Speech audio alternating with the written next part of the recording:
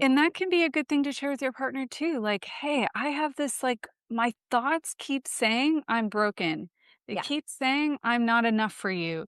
I keep thinking that I'm making up this story that you think that I'm not kinky enough for you. Or, like, so it's like owning your thoughts as your thoughts.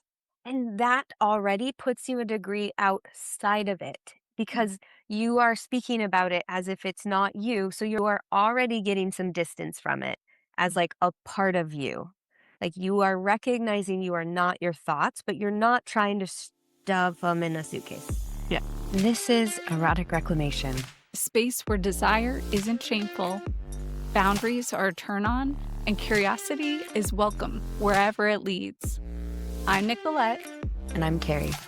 And we're here to have honest conversations about sex, kink, relationships, aliveness, being in a body, and all the weirdness that entails, and pleasure that heals. Because these electrifying, liberating, ecstatic, but misunderstood parts of the human experience are too good to hide.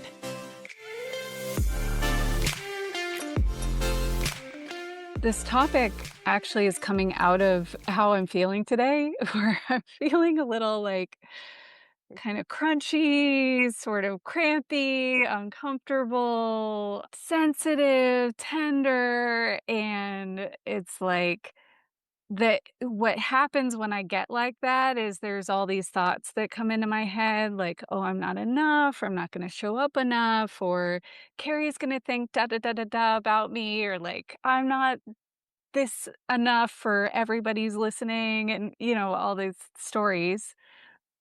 And that happens so much when we're faced with sex and intimacy too. Yeah. Whatever we're feeling in our body or whatever history we have or ailments, challenges, create these stories around like something is broken and needs to be fixed. Or if I were this way that's different from the way I am now, then I would be better at XYZ.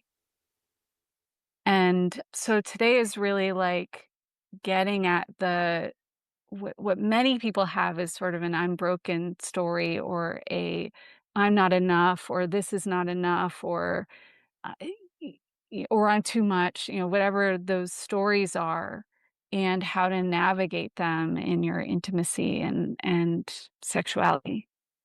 Hmm. Yeah. Robust topic. 75 million directions my brain wants to go. Well, I was just wanting to start with like common phrases or thoughts that might, because like the I'm broken might not be, people might miss this language. Like I was in personal development, guys. I am in personal development and have been for 7 years. And within the last year, have realized how much of that was from a place of thinking I was broken or wrong.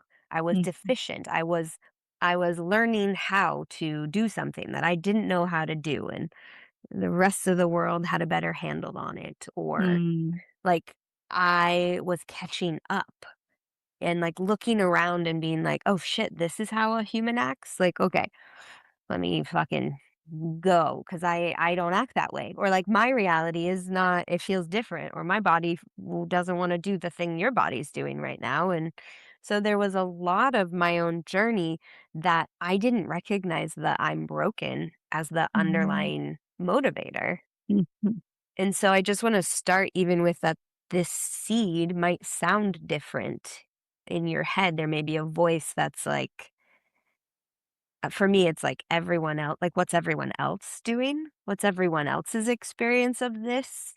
Or like comparison of like, okay, do I, oh, nope, we got our arms up a little higher. Everyone's got their, okay, now I've got it. Like, and like, it's just like I'm using really silly examples, but there's this keeping up with the Joneses, but for personal development and embodiment. And I love the tools I acquired from being in these spaces, which is the confusing part, right? Because often the actions taken from the I'm broken space might still have benefit. They might still feel really good, right? Yeah. Seeking community, seeking to learn how to regulate your nervous system in a way that's calming and activating, seeking all of these things. It's a confusing place because you're like, wait, my life is getting better.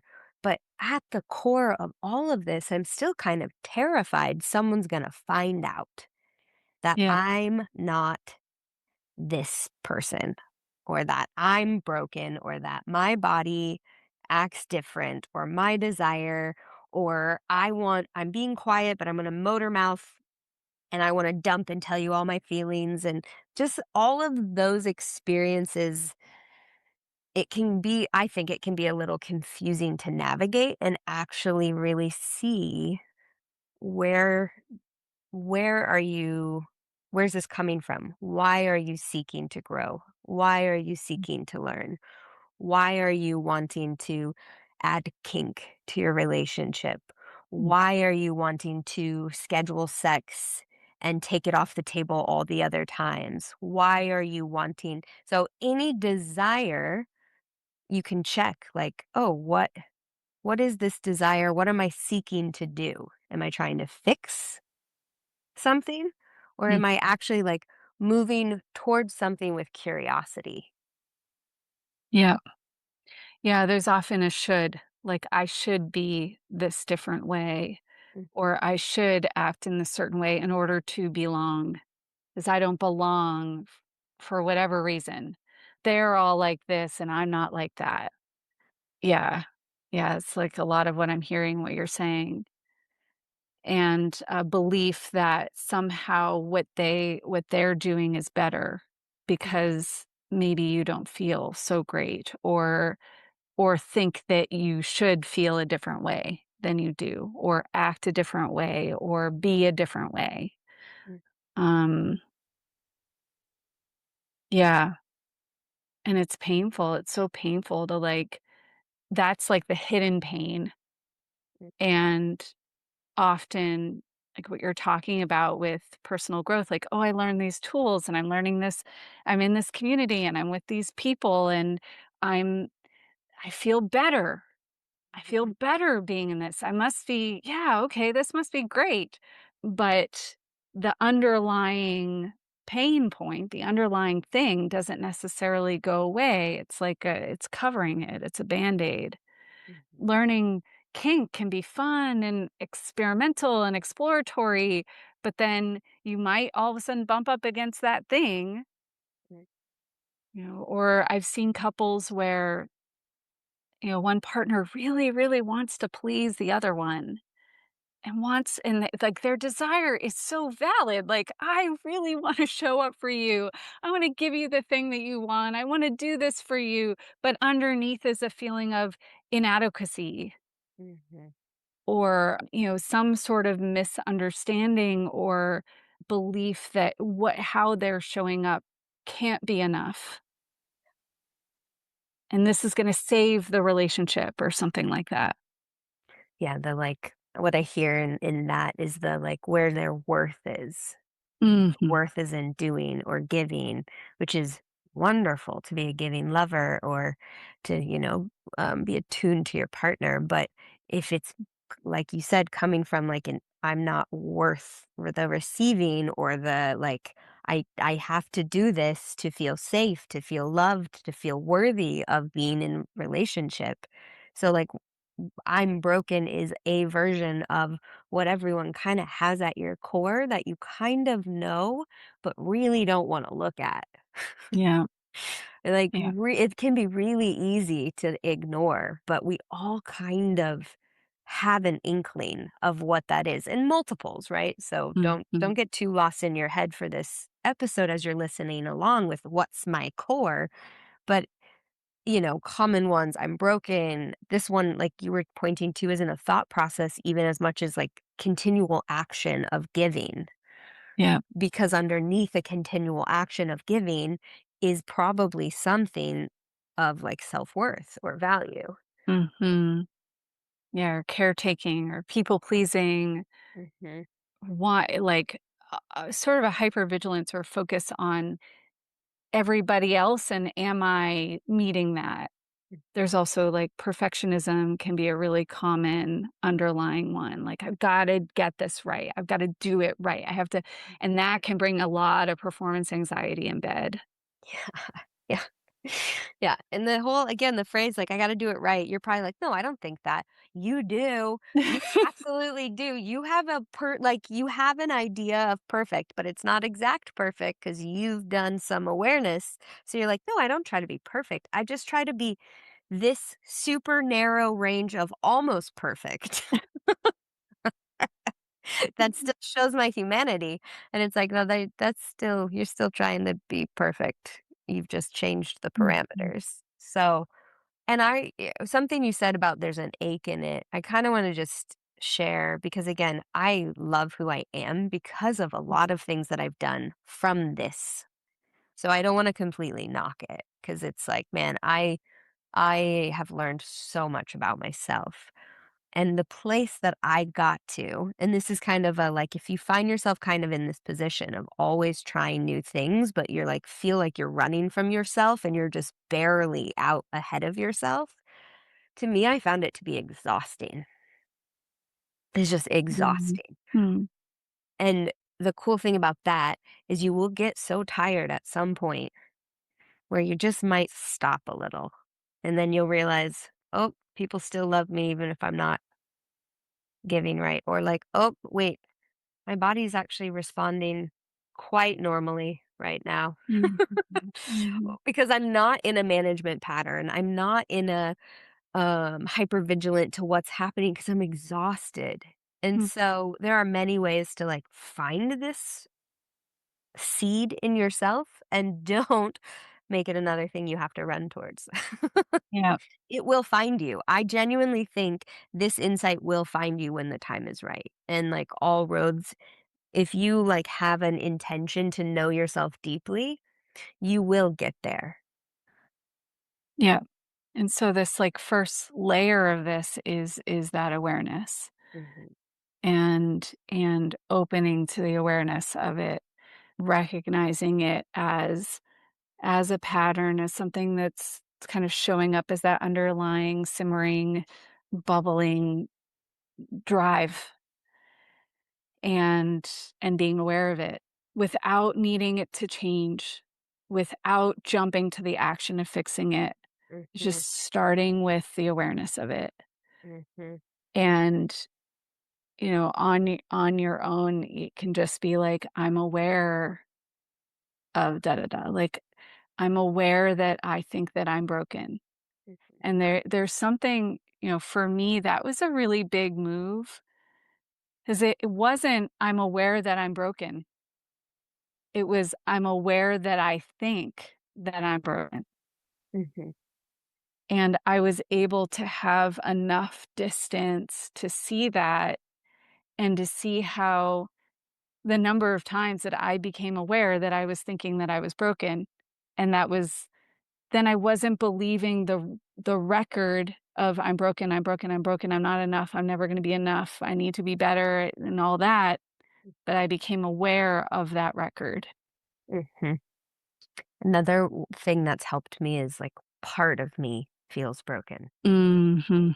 right? Because, and I've been working this in a NARM therapy context, NARM.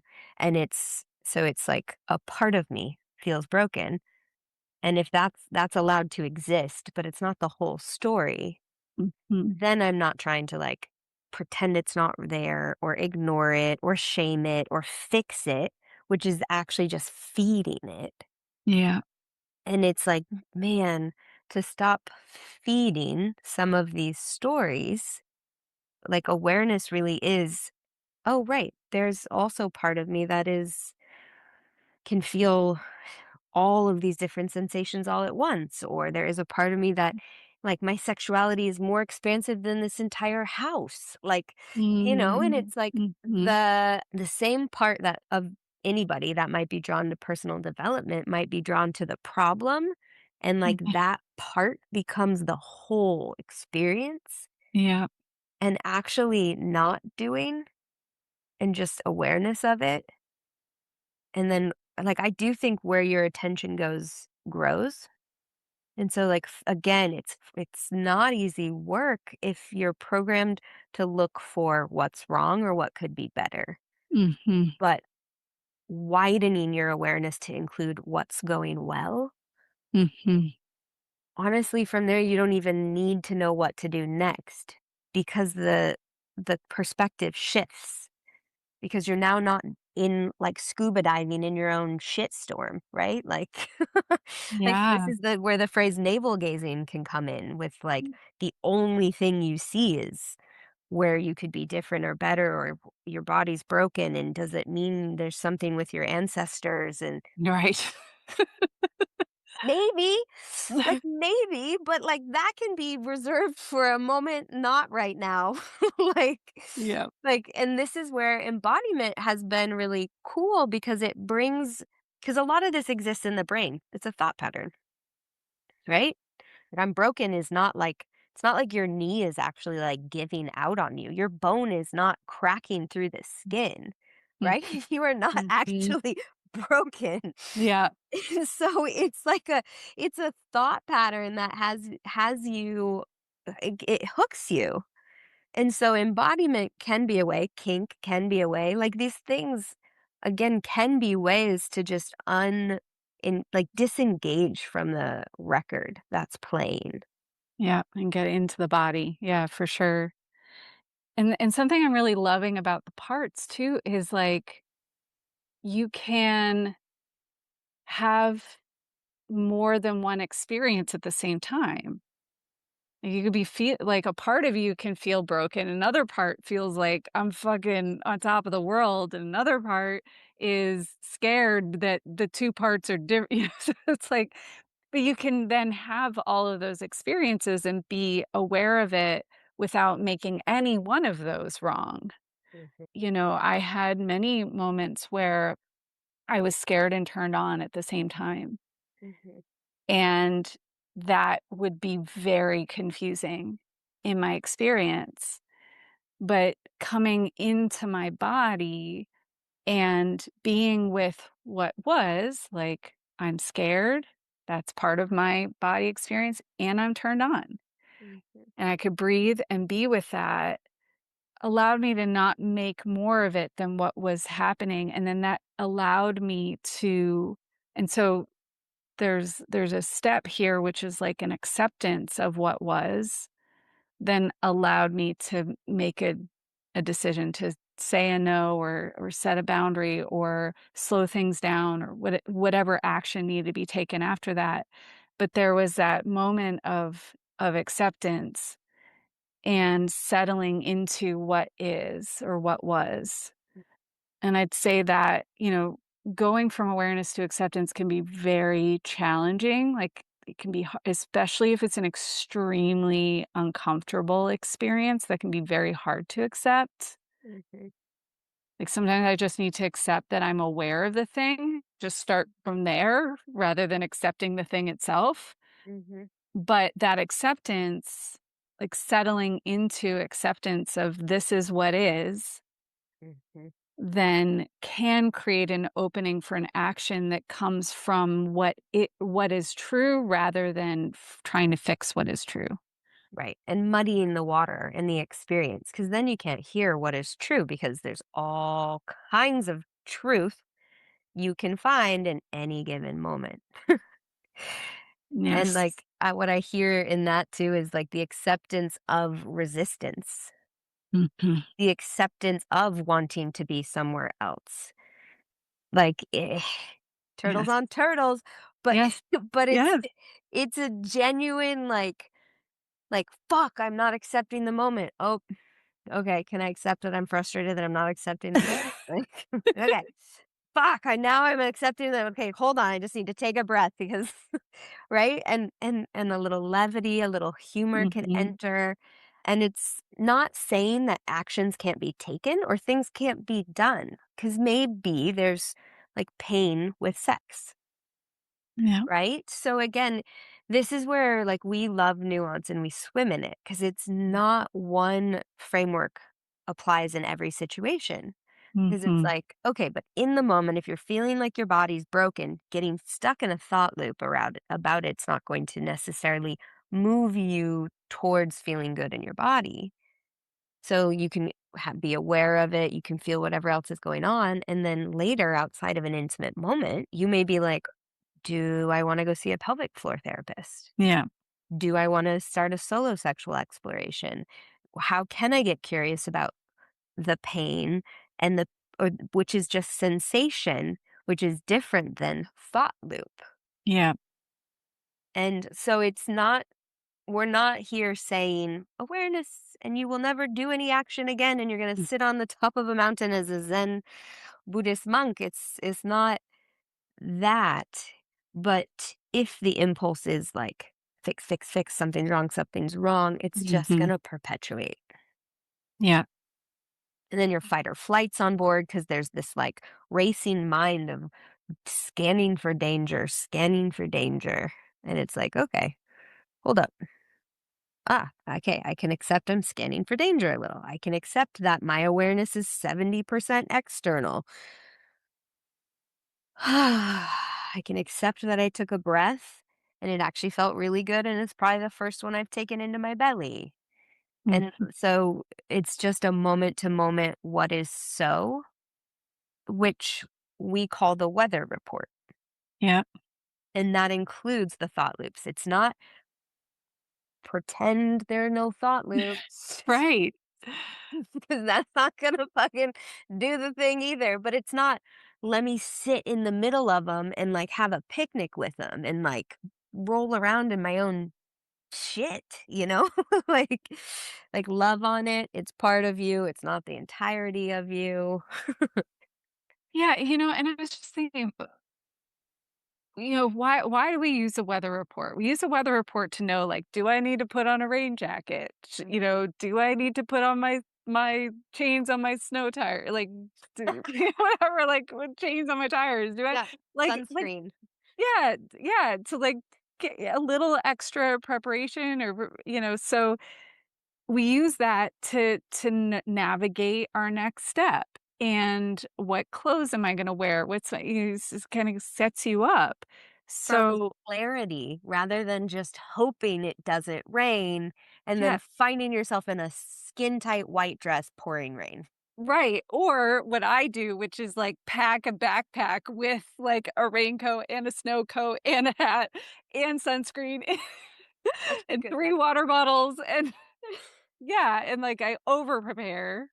Yeah. Like, having the weather report actually gives that context for what is, so Mhm. then you can show up with, whatever tools or whatever, and decide what to do from the weather report. Mhm. And this is why it's so beautiful with in partnership, is you give the weather report, and then you can both decide, "Oh, then let's do this," or let's and so forth. Proceed with caution or, like, "Let's fucking go," like, Mhm. like, and everything in between. Or with yourself, deciding how to navigate. Like, today, before recording a podcast and I'm feeling a little moody, I made sure I made myself some tea, and I, took some extra time to get ready and, like, settle myself down and take some breaths before stepping on so that I could show up. Mm. Because I wanted to do the podcast. Like, I could have said, "Carrie, let's not do one today," but I wanted to, so I did some extra steps so that I could show up, and that's how it can be with any way of relating. It just gives you that extra layer of awareness, and from the acceptance of that, like, I'm not gonna ignore the fact that I'm crampy, like, that's just Mhm. what is, Mhm. and I'm, like, doing a podcast while crampy. Mhm. Mhm. But I'm doing that with the acceptance of that. Yeah. And the weather report, we break it down as thoughts, which we've talked about a lot, like thought loops. So, what is the content of your thoughts? Mhm. That's included too. Again, we're not going to like, they don't get the microphone, They don't definitely don't get the megaphone. They are not the person speaking to your partner, right? It's just, what are the contents of my thoughts? Okay, thoughts, thoughts, thoughts. But and that can be a good thing to share with your partner too. Like, "Hey, I have this like my thoughts keep saying I'm broken. They Yeah. keep saying I'm not enough for you. I keep thinking that I'm making up this story that you think that I'm not kinky enough for you." Or like, so it's like owning your thoughts as your thoughts. And that already puts you a degree outside of it Mhm. because you are speaking about it as if it's not you. So you're already like you are already getting some distance from it as like a part of you. Like you are recognizing you are not your thoughts, but you're not trying to stuff them in a suitcase. Yes. Or maybe you still are, and that's part of what you share. So you can share that important note for any partners listening. You do not attach to the content of someone's thoughts right in that moment. That's not what this is for, right? We're talking about a full, whole body experience. So the thoughts, the contents, you could even describe the quality of the thoughts. We've been saying loop or Mhm. scattered or like punchy, like your Or thoughts fog. fog, your thoughts have a quality. And then we include body sensations.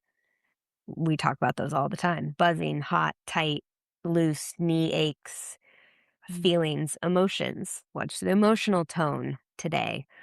A little weepy with a side of joy, Yeah. Yeah, yeah, yeah. right? Like, what else am I? Is that all of them? Thoughts?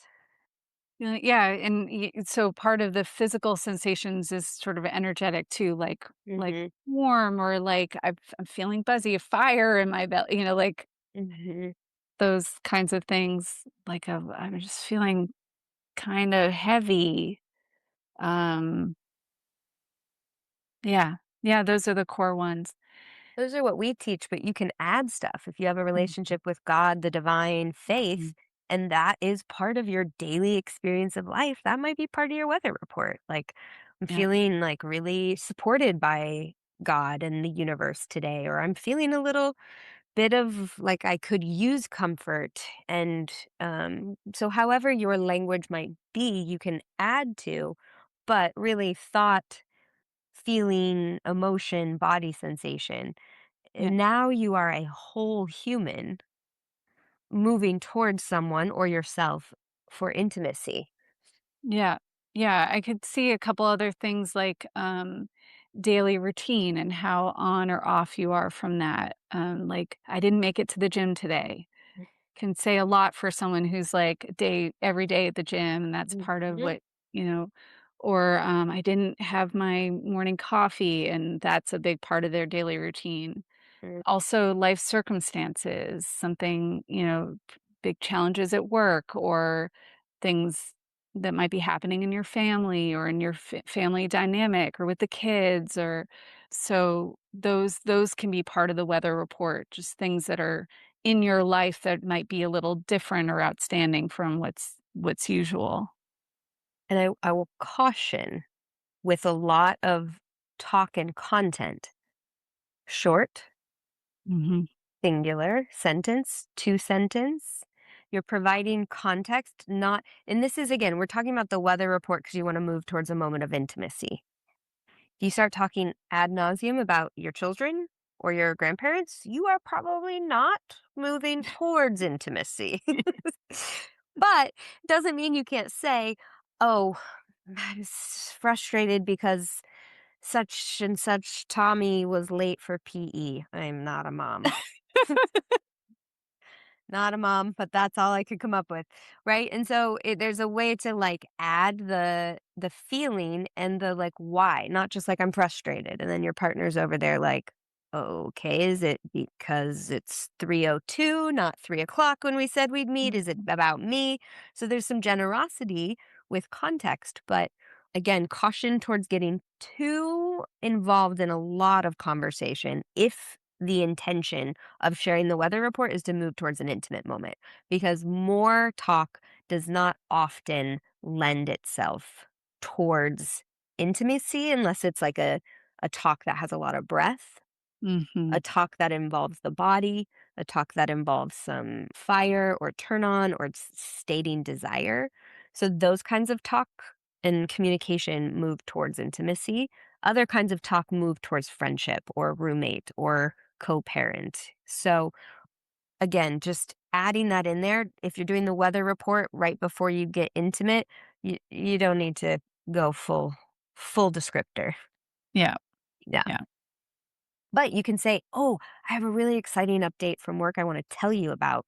Will you help me remember after we're done?" Great. And then it's like, "Yeah, totally." Right? Because your partner can even like help hold like, "Oh, I really want to talk to you about our schedule tomorrow, but I want us to be intimate first. So, we'll do this after." Yeah. Yeah, I love that. And that, like, becomes part of it is, like, "I'm really excited about this thing at work, and I can't wait to tell you about it." Mhm. That Yeah, can be a part of it. sweet.